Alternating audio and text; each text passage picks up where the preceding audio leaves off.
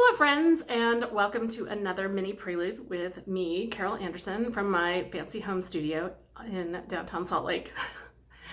Tonight's opera is one I've particularly looked forward to. I love modern opera, and I love to get to watch an opera that I've heard about for years and never seen a full production of. So tonight's opera is Nixon in China.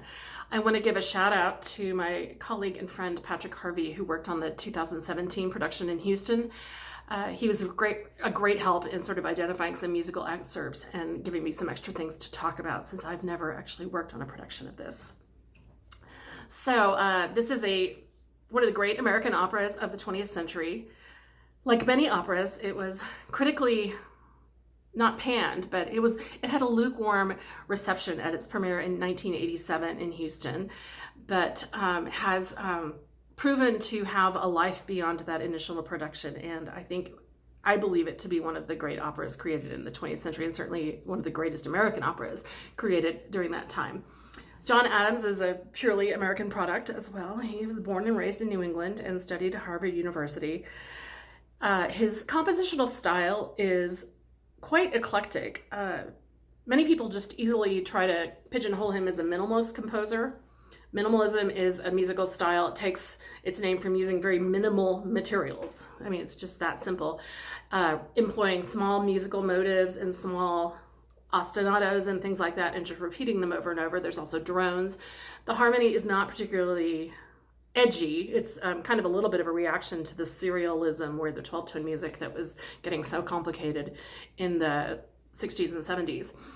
And then we have what is called phase shifting, is where you just kind of have a displacement of the meter and the beat. And I'll play a little example of that from the beginning, how the harmony and the meter sort of changes without you almost noticing it. It has kind of a hypnotic quality. Philip Glass used it a lot more. And if you happen to see Akhenaten, you probably did. I found myself feeling as if I had been meditating for a number of hours. So John Adams uses this technique, but he also quotes from different, or uses different, he loves all kinds of music, and so includes elements of big band, elements of jazz, rock.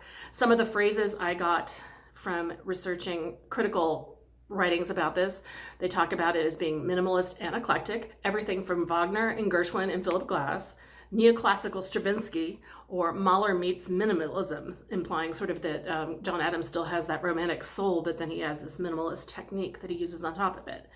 So the opening is, you're not going to get all the colors, obviously, of what is available to the orchestra, but you'll get a sense of how the harmony changes and how you have this repetitive A minor scale, which has a changing bass note, which doesn't change on beat one every time. So then you kind of lose a sense of where the rhythm is. It starts out as da da da da da da da da da, and there's your basic pulse, but there'll be a displaced major beat or major accent, or the insertion occasionally of like a 3/4 bar, where instead of having 8 eighth notes, you'll have 6, or even in one case 5.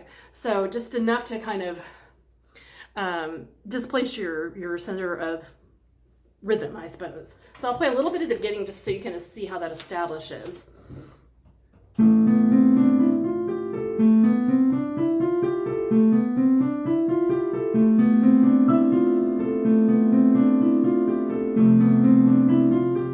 So that's your basic ostinato that's happening. Over that you have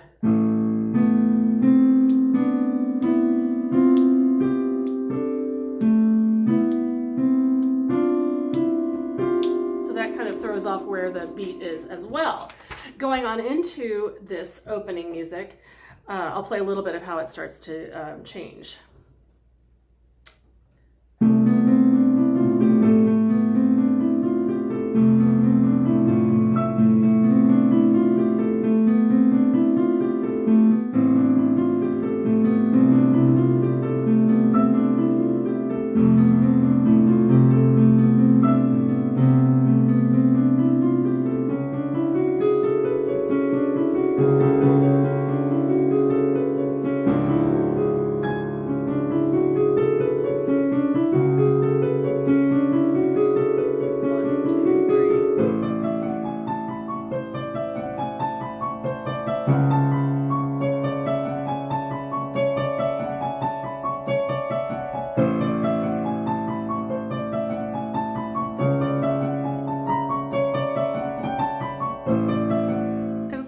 So that's kind of the opening. Stays in that basic A minor, but if you look at the score, there's actually, it's going to be backwards, but you'll see there's actually a bunch of staves that I wasn't able really to play because I don't have 4 hands.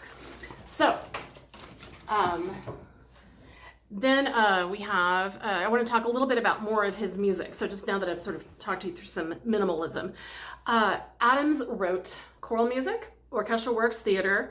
One of his pieces that I've actually had the opportunity to perform is a piece he wrote in 2002 for the anniversary of 9/11 called On the Transmigration of Souls, which uses taped excerpts from things related to 9/11, words of people who survived and such, but also uses choral techniques, and actually won the Pulitzer Prize for 2003. So it's a really effective and beautiful piece. But he's known for particularly his 3 historical operas. He wrote Nixon in China in 1987, The Death of Klinghoffer in 1991, and that's based on the hijacking of the ship, the yacht, the Achille Lauro, and then the murder of Klinghoffer. And then Dr. Atomic, based on the tension rising to the first atomic bomb test in Alamogordo, New Mexico. So it involves the historical figures of Oppenheimer and his wife and General Leslie Groves and people associated with the atomic bomb test. That's called Dr. Atomic from 2005. Each of these works was created with the input of the very innovative theater and opera director Peter Sellers, who's a brilliant human being. He's known for being sort of an iconoclast in a way. He did some very important and groundbreaking Da Ponte Mozart stagings back in I think it was in the late 70s or early 80s, I don't remember, but some really interesting takes on those works that really brought him onto the scene. So the librettist for Nixon and for Klinghoffer was the poet and Anglican priest Alice Goodman, and then she started the project of Dr. Atomic but withdrew. And Peter Sellers actually wrote the libretto for Dr. Atomic, and it also includes works from the poet John Donne and from the Bhagavad Gita. So different sources there. So Nixon in China is based on President Nixon's 1972 visit to China, which marked a huge change in Chinese-American relations. China and America had been the relations had been strained for decades. America refused to acknowledge the communist government, and China saw America as its primary antagonist on the world stage.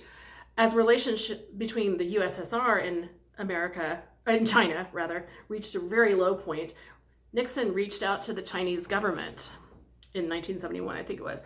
It sounds to me a little bit like that case of the enemy of my enemy is my friend. So I guess he saw the opportunity to make some connections with China. The planned visit gave rise to the phrase, only Nixon could go to China, meaning a politician doing something so unexpected because he has enough political clout behind him. Nixon's staunch anti-communist views would guarantee that, ideally, that even though he's reached out to China and had this interaction with them, he would never actually be soft on communism or China. Sellers and Adams chose to explore the creation of myths around these historical figures, so that's sort of the bigger theme, and treating Chairman Mao and Nixon as heroes, where some of the actions of their lives could be presented in a satirical fashion, or with a negative bent. They chose to present them very heroically. And in fact, Chairman Mao is written for a Helden tenor, which is the most heroic of voice types. Nixon in China premiered at Houston Grand Opera in October of 1987 as one of the very first productions in the new Wortham Theater Center. Critical reaction was mixed, as I said, and it was predicted to be a short-lived phenomenon, but 33 years later, I think the opera has proven otherwise. Certainly, Nixon is by no means the first opera to have a coolly received premiere and then to become a classic. I mean, look at Barber, look at Carmen. The list is endless of things that we love that were disasters at the beginning. Not that Nixon was a disaster. The orchestration is interesting in Nixon in China. There are no bassoons in the orchestra, there are no French horns, and there's no tuba. He has added a large saxophone section, which adds a really unusual color to what we would imagine as a traditional orchestra to sound. There's also 2 pianos, not just one, so 2 separate players on the piano, and then a synthesizer. So 3 keyboard players in the orchestra. Adams actually did a lot with electronic music techniques. And so when you do a production of Nixon in China, one of the things you rent from the company that owns the rights is you rent all of the synthesizer programming. And then you just install it on your computer and use it. It's usually changed with, you have a series of patches, which is what we call the sound design moments. And then you change from patch to patch at the moments in the score that are notated by using, in this case, probably a foot pedal, because you can't use your hands to negotiate. And I've had to do this. We did this in Long Walk when we did that show in a couple of seasons ago. Let's see. And the synthesizer, my friend Patrick said that it's interesting because between the saxophones and the synthesizer stylings, which are very 1980s sounds, those are kind of the predominant textures that you hear throughout the orchestra. The first act is a little bit more literal, with depicting the arrival of the American delegation into the airport. And you have one of the big coup de théâtres that was always mentioned in the original production was the stagecraft around the arrival of the Spirit of 76, which is what the Air Force One for Nixon was called.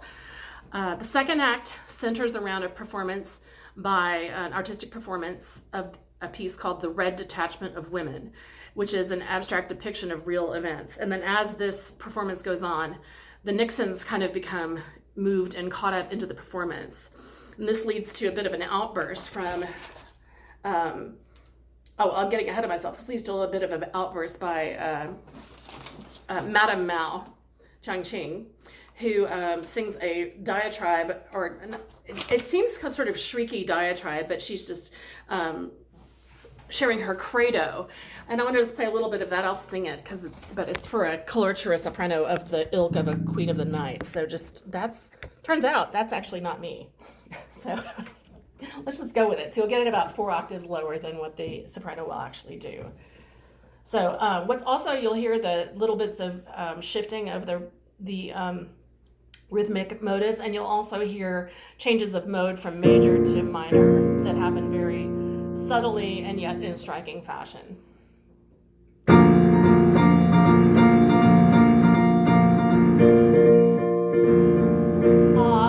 am the wife of Mao Zedong. I am the wife of Mao Zedong, who weighs the weak upon the strong. When I appear, the people hang. When I appear, the people hang upon my word.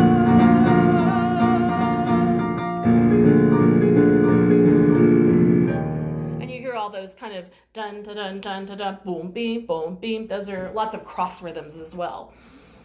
The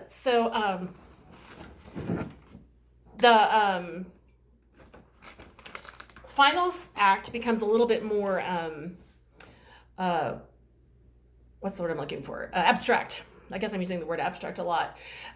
You get a long quartet at the end that is the Maos and the Nixons having 2 different conversations, and they're kind of dreamy and hypnotic. And then you have Chou En-lai also carrying on as well. For instance, the Nixon, I worked on helping someone learn the role of Pat Nixon, and it was really great working on that last duet because they're talking about a very unrelated event. She says, "You won at poker." "I sure did. I had a system. 5-card stud taught me a lot about mankind. Speak softly and don't show your hand became my motto." "Tell me more," says Pat. And then Nixon says, "Well, the Pacific Theater was not much to write home about." Pat says, "Yes, dear, I think you told me that." And the music is very just sort of dreamy underneath that as he is talking about an experience when they were married, but he was in Pacific. He says, he says it was beautiful. "I swapped Spam for hamburger meat and roped in a few men to rig a stand. They called it Nick's Snack Shack." So it's this wonderful memory of some peaceful moment in the horror of World War II, and that's what ends the piece. "On a poker, I sure did. I had a system, 5-car stud, taught me a lot about mankind.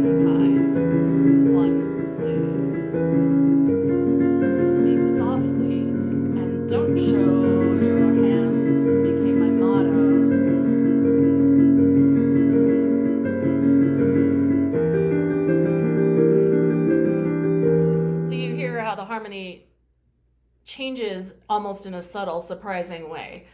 And it's not super overt. Another way I looked up a new word called non-teleological. That's a tricky word. And I hadn't seen the word before because someone described this music as minimalist music as teleological, meaning it doesn't have a goal, it doesn't accomplish anything. We're used to, in traditional harmony, there's a very prescribed set of directions. With minimalist music, it's kind of like you're living in a moment of harmony rather than progressing to some other thing. So the harmony doesn't have the same power in our ear to drive us forward. It's more like living in the moment, if that makes some sense. So the last thing I want to share with you, I do want to say that there's a really interesting chorus. I've always heard about this where there's just the chorus sings pig, pig, pig, pig, pig, pig, pig, pig, pig. So look for the pig, pig chorus in Act 2 as Pat is touring a agricultural site. But I want to play a little bit of Nixon's first opening aria where he says news, and he's commenting in his mind, he's anticipating the meeting that he's going to have with Cho and Lai as they're beginning to debark and the plane and meet all of the dignitaries. So we have this music that kind of goes into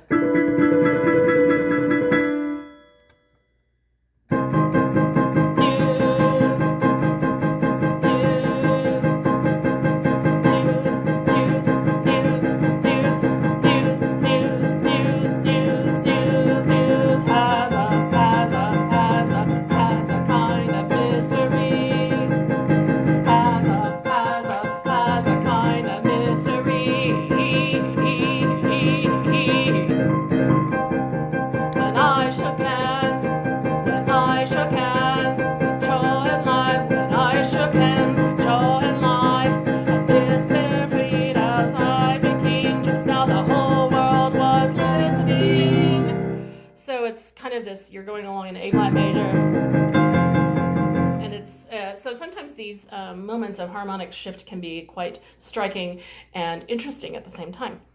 So while we are getting ready to start our stream of Nixon in China in just a few minutes, I just want to remind you all to be safe, enjoy the music you can from your home, and we look forward to seeing you back in our concert halls at the earliest opportunity. Until then, be safe, be kind, and take care of one another. Thank you.